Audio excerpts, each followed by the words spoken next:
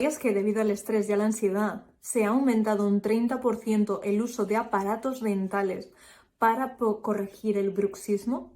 El bruxismo provoca una contracción involuntaria y excesiva en los músculos faciales utilizados para masticar.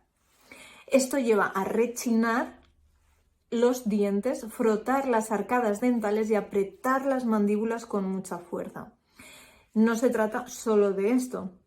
Estos son solo algunos de los ejemplos de los efectos secundarios, pero hay muchos y pueden ser muy dolorosos.